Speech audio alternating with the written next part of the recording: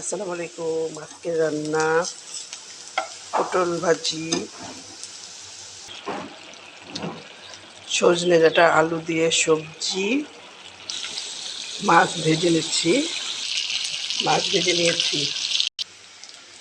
পেঁয়াজ আর রসুন সামান্য ভেজে বেটে নেব। আদা, রসুন, মরিচ, হলুদ, লবণ সব আমরা কষিয়ে নেব। মশলা সামান্য কষিয়ে নিয়ে পেঁয়াজ বাটা এতে দিব। পেঁয়াজ আর রসুন বাটা দিয়ে কষিয়ে নিচ্ছি। তারপর এতে মাছ দিব। এতে মাছ দিয়ে দিব। তেলটা উঠে আসছে প্রায়। এরপর আমি কিছুক্ষণ জাল দিয়ে নামিয়ে নেব। সে পর্যন্ত সবাই ভালো থাকবেন। আল্লাহ হাফেজ।